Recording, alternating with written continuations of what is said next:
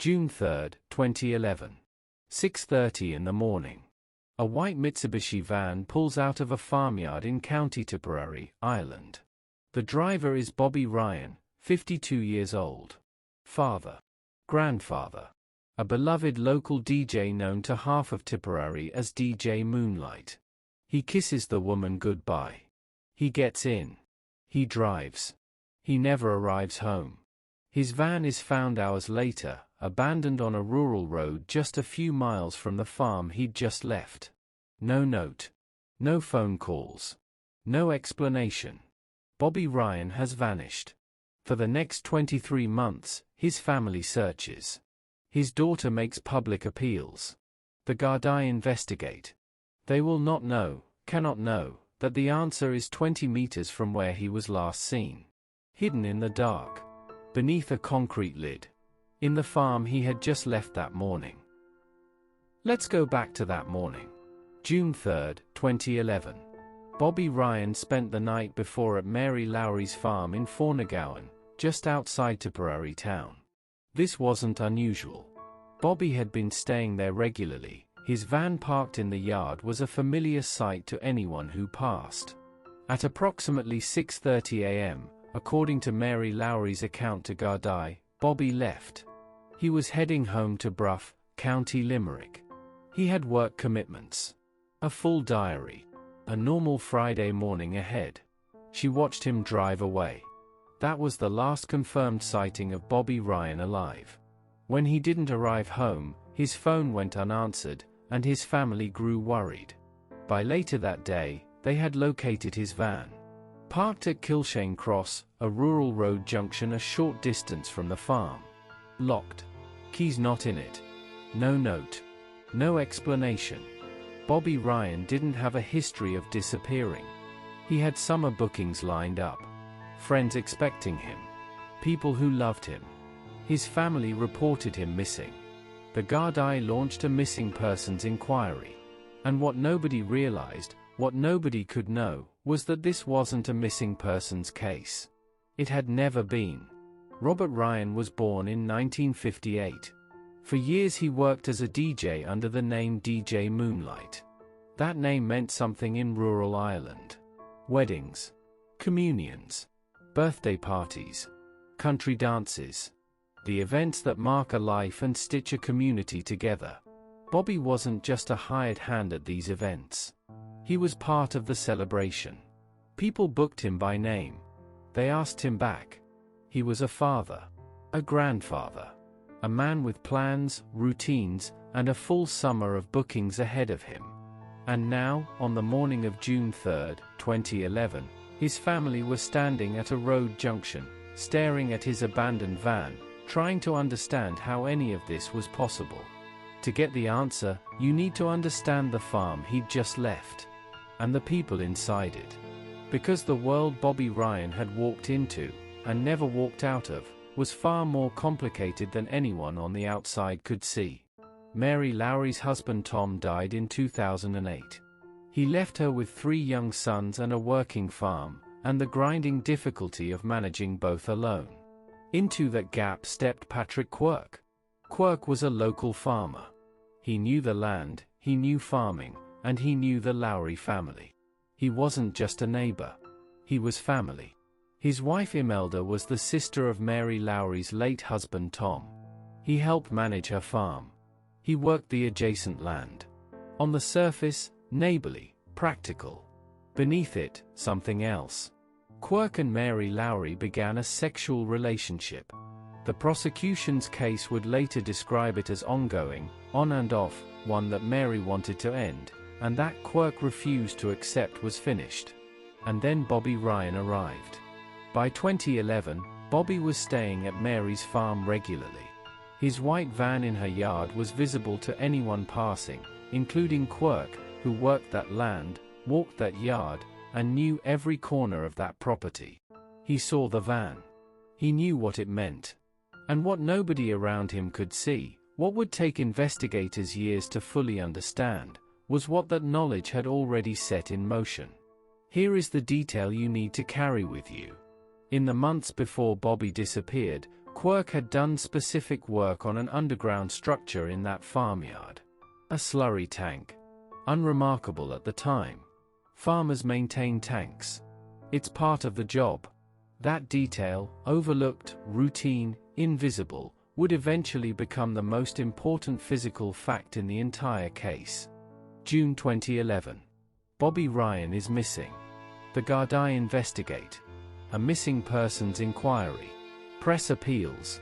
A community asking questions. Bobby's daughter Michelle refuses to let her father's case go quiet. She appears in media. She makes public appeals. She keeps the name DJ Moonlight in the public consciousness at a time when missing persons cases have a tendency to fade from the news cycle. This determination will matter. We'll come back to it. The investigation hits walls. No body. No crime scene. No forensic evidence of violence in the places investigators can access. Bobby Ryan's personal circumstances, a separated man with a complicated life, make it difficult to rule out a voluntary disappearance, however strenuously his family rejects that idea. Summer becomes autumn. Autumn becomes winter. A second summer passes. Bobby Ryan remains missing. All the while, through those 23 months, through Christmas dinners and community events and the ordinary rhythm of daily life, something was sitting beneath a concrete hatch in a farmyard in County Tipperary.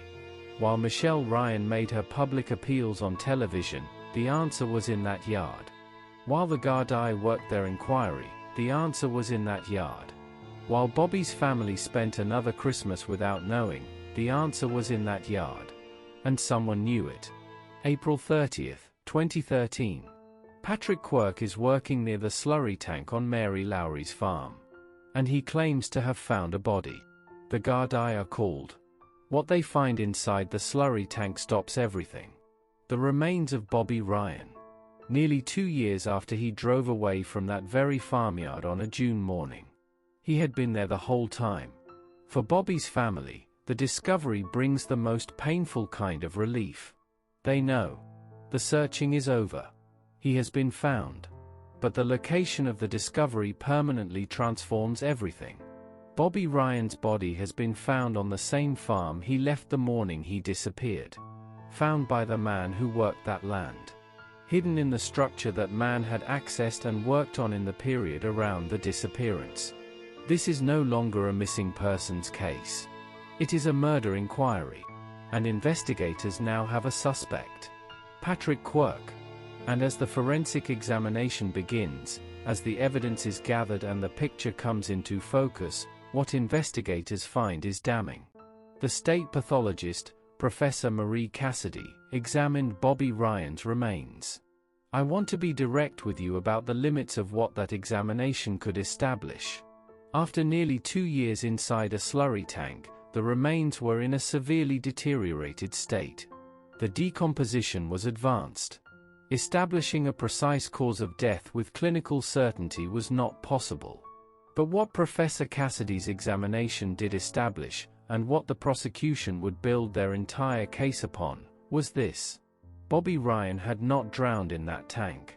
He had not accidentally fallen in. The evidence was consistent with a body being placed inside after death. Placed there? By someone. Deliberately. That's the detail that reframes everything you've heard so far. While the search was happening, while the Gardaí were building their missing persons file, while his family were making appeals, while life in that community carried on, Bobby Ryan was already there. Beneath the yard. 20 meters from the house where he'd kissed a woman goodbye that morning. Think about what placing him there required. You need to know the tank is there. You need access to it. You need to know how to open it, how to close it. You need to be physically capable of carrying out what was done. And then you need to walk away. And keep walking away. For 23 months. Attending community events. Being a neighbor. Watching a family suffer publicly, watching a daughter beg for answers, and saying nothing. There were very few people capable of all of that. But investigators had found something else. Something that turned a circumstantial case into something far more specific. Something on Patrick Quirk's devices. Something he hadn't expected anyone to find. When Gardai forensically examined devices associated with Patrick Quirk, they found internet search histories. Searches that the prosecution argued revealed a sustained, obsessive pattern of interest in Mary Lowry, in her life, her movements, and her relationship with Bobby Ryan. Now, I'll say what the defense said, because it's fair. Internet searches alone don't convict a man of murder. The context and interpretation of search history can always be challenged. But the prosecution's argument wasn't about a single search. It was about a pattern. A persistent, ongoing pattern of someone who was watching, monitoring, tracking a woman's life from a distance. Combined with everything else, the access, the tank, the timing, the staging of the discovery, the digital trail painted a picture of the psychology behind this case. A man who couldn't let go. Who kept watching even when the relationship was over. Who had made Mary Lowry's life something he felt entitled to know about and control. Investigators also found evidence of Quirk's financial relationship with the farm. He leased land from Mary Lowry, giving him not just an emotional stake in her life, but a practical one. The prosecution would argue later that Bobby Ryan's presence represented a threat on both dimensions simultaneously. Remove Bobby, and both problems disappear. That was the prosecution's theory of motive. Whether a court would accept it, whether the weight of all this evidence would be enough, would be decided in what became one of the longest and most significant murder trials in modern Irish history. Patrick Quirk was charged with the murder of Robert Ryan. In 2019, 8 years after Bobby drove away from that farm, he stood trial before the Central Criminal Court in Dublin. 3 judges, no jury. 62 days of evidence. The witness everyone was waiting for was the woman who had watched Bobby drive away that morning. Mary Lowry. The last person to see Bobby Ryan alive, about to testify against the man who had been her lover. Mary Lowry's testimony was the most scrutinized evidence of the entire trial. She told the court about the affair with Quirk, about how it had developed after her husband's death, and how she had tried to end it when Bobby Ryan came into her life. She described Quirk's behavior as she tried to move on. The possessiveness. The refusal to accept it was over. The sense that he regarded her, and the farm, as things he had no intention of giving up. She told the court about the morning of June 3rd, watching Bobby leave at 6:30, how normal it seemed, how she had no reason to think it would be the last time she saw him alive. The defense cross-examined her hard. Mary Lowry's accounts to Gardai had not always been consistent over the years. Details had shifted. Her interpretation of past events had evolved, and the defense argued that evolution tracked the prosecution's theory rather than her own genuine memory. These were serious challenges. The judges would have to weigh them. And what they heard alongside her testimony was substantial. The prosecution's case was accumulation. Each element locking into the next. Opportunity. Quirk worked that farm for years. He knew the slurry tank. He had accessed and worked on it around the time Bobby disappeared. He was one of a tiny number of people with the knowledge and access to do what was done. The remains. Professor Cassidy's conclusion, not a drowning, not an accident. A body placed there after death. By someone. The staging. This is the element that is almost impossible to set aside. Quirk found the body 23 months after Bobby disappeared. He was working near the tank. He was the one who reported it. The prosecution argued this was not coincidence. Quirk had known about the body the entire time, and when the risk of someone else discovering it grew, he staged the find. He positioned himself as the man who found it, not the man who put it there. 2 years of silence. 2 years of working that yard. 2 years of watching Bobby's daughter make public appeals, watching a community grieve DJ Moonlight. And then, choosing the moment. Walking to the tank. Opening it. Calling it in. Every single day of those 2 years, every morning Quirk arrived at work, every afternoon he crossed that yard, Bobby Ryan was beneath his feet. That is the prosecution's case. And it is almost impossible to sit with. The digital searches. A sustained pattern of searches on devices connected to Quirk, obsessive monitoring of Mary Lowry's life in the period surrounding the murder. The motive. A man who couldn't accept that a woman had chosen someone else. Who leased land from her farm. Who, the prosecution argued, saw Bobby Ryan's presence as a problem with one solution. The prosecution's ask to the three judges was simple. Don't evaluate each piece alone. Look at all of them together. Ask what is the probability that this many things align in innocent coincidence, all pointing at the same man. Patrick Quirk did not testify. That is his right. No inference should be drawn from it. But his legal team mounted a serious challenge. Their argument was clean: this is a circumstantial case. No eyewitness. No murder weapon identified. No cause of death established with clinical certainty. They challenged the pathology. The condition of the remains made definitive conclusions unreliable. They challenged Mary Lowry's credibility. Her accounts had shifted over the years, and her motivations for testifying were contested.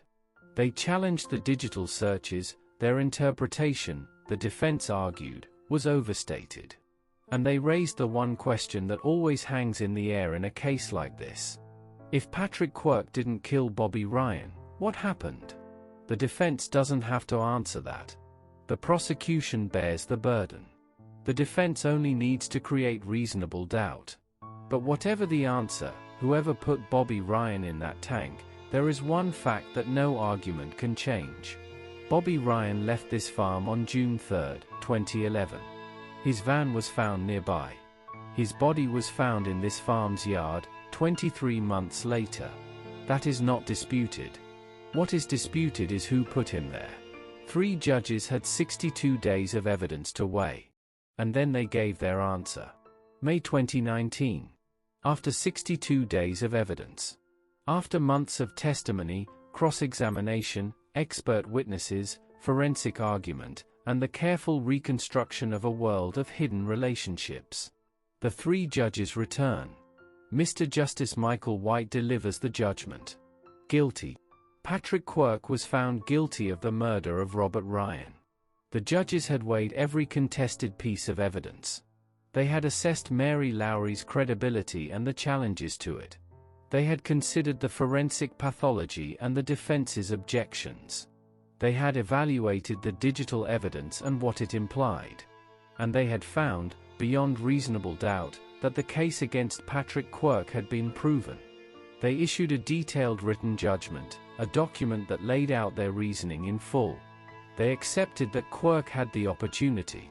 They accepted the argument about the staging of the discovery. They accepted the cumulative weight of the circumstantial case. Patrick Quirk was sentenced to life imprisonment. Ireland's mandatory term for murder. He was taken from the court.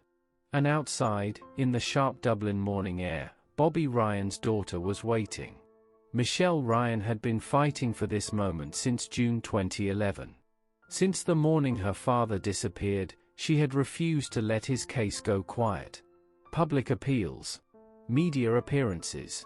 Keeping DJ Moonlight's name alive through years when missing persons cases have a way of fading from public memory. That persistence mattered. In cases where justice takes years, where the investigation grinds slowly and media attention waxes and wanes, public pressure is not just sentiment. It is a form of accountability. Michelle Ryan had provided that. After the verdict, she spoke about her father as a person. Not a victim. Not a case. Bobby Ryan, the man who brought music to weddings and dances and parties across 2 counties. The father. The grandfather. The man who had a full summer of bookings the year he disappeared and never got to keep a single one. She spoke about what the family had endured. The years of not knowing. The particular cruelty of a concealment that prevented proper grief, that kept a family in suspension, unable to mourn, unable to move forward, while the man responsible walked free and worked the farmyard every day. For Mary Lowry, the aftermath was its own wreckage. She had lost Bobby, a man she had cared for. She had spent years as the central witness in a murder trial. She had had her personal life, her affair, her grief, her choices, examined in a courtroom, under cross-examination, in front of the press. Whatever mistakes she made in her private life, she had lost someone she loved. That is not a footnote. And for Quirk's wife Imelda, who was also the sister of Mary Lowry's late husband, the verdict brought a devastation that resists description. There are no clean endings in a case like this. There never are. Patrick Quirk appealed his conviction. His legal team raised grounds related to the assessment of evidence and the conduct of the trial. They argued, at their core, that the three judges had reached the wrong conclusion. In 2022, the Court of Appeal rejected the appeal and upheld the conviction. Quirk subsequently sought to appeal to the Irish Supreme Court, the country's highest judicial authority, continuing his sustained claim that he had not murdered Bobby Ryan. I want to state this clearly and without hedging. Patrick Quirk has maintained his innocence throughout this entire process. He denied the murder at trial. He appealed. His ongoing legal proceedings reflect a genuine, continuing insistence that the conviction is wrong. A conviction upheld on appeal represents the judicial system's determination, made carefully, by experienced judges, that guilt has been established beyond reasonable doubt. It is not, in itself, a guarantee that every detail of every prosecution argument is precisely correct. That distinction is worth holding on to. The conviction stands. The appeal failed. But some questions have never been fully resolved. What we know. Bobby Ryan left Mary Lowry's farm on June 3, 2011 and was never seen alive again. His van was found abandoned nearby. His body was found 23 months later, in a tank on that same farm. The forensic evidence was consistent with the body having been placed there after death. The court found Quirk guilty. The Court of Appeal upheld it. What we don't know. How, precisely, Bobby died, the specific cause was never established with clinical certainty. The condition of the remains, after 2 years in a tank, made that impossible. The exact sequence between Bobby leaving the farm and ending up inside that tank has never been fully reconstructed on the public record. The question of how his van came to be found at Kilshane Cross, rather than at the farm, was addressed at trial but has never been entirely satisfying in the public understanding of the case. The unanswered questions don't change the verdict. But they do explain why this case still unsettles people, and probably always will. On the surface, this is a murder case. A body in a tank. A trial. A verdict. But underneath, a story about obsession. And what it destroys. Patrick Quirk was, by all outward appearance, a respectable man. Beneath it, according to the finding of the court, a man who had decided that a woman he wanted was his. That her choosing someone else was a problem to be solved. That DJ Moonlight was an obstacle to be removed. And who, if the prosecution's account is correct, spent 23 months carrying that knowledge through every ordinary day. Through community events and family dinners and the public grief of a man's daughter asking, on television, if anyone knew where her father was. All the while, the answer was 20 meters away. The same 20 meters Bobby had crossed to get to his van that June morning. Bobby Ryan drove away from a farm on a June morning. He had music bookings for the summer. He had people who loved him. He had a daughter who would spend years fighting to find out what happened to him. He deserved to arrive home. He deserved to play music at those summer weddings.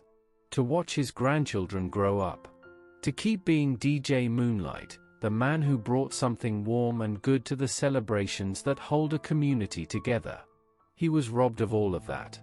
And for 23 months, his family couldn't even know where he was. His daughter fought for 8 years to make sure that story didn't end with silence. It didn't. Bobby Ryan. DJ Moonlight. 1958 to 2011. Not forgotten. When Patrick Quirke arrived at the Central Criminal Court accompanied by his wife Imelda this morning, it would be his last as a free man. On the 7th day of deliberations in this trial, word filtered through after lunch that a verdict had been reached. There were tense scenes in courtroom 13 as the accused took his seat to await his fate. The foreman of the jury read out the verdict. They had found Patrick Quirke guilty of murdering Bobby Ryan by a majority verdict of 10-2 after 20 hours and 39 minutes of deliberations. He looked stunned but gave no reaction. Over 3 months in this trial, showing emotion on just one occasion in the dock. Members of Bobby Ryan's family, who had their hands clasped around one another, became emotional when they realised they finally had justice after a long and arduous trial. In a sentencing hearing which took place less than an hour later, Bobby Ryan's only daughter Michelle delivered an eloquent victim impact statement. She said, "We close our eyes every night and picture Daddy with fear in his eyes. We wake up every night with the nightmares. This is something we will never come to terms with." She described how much he is missed as a father and grandfather, and at the very end said, "Until we meet again, Moonlight, know how much you are loved and sorely missed every day." The family later emerged from the Central Criminal Court with the picture of their late father, who was described as wonderful and caring, and Michelle spoke briefly to the media. We got justice for Daddy today. It will never bring him back, but we hope now that he is at rest. We would like to thank Mr. Bowman and his prosecution team, and also Superintendent O'Callaghan and the team in Tipperary for working tirelessly on this case.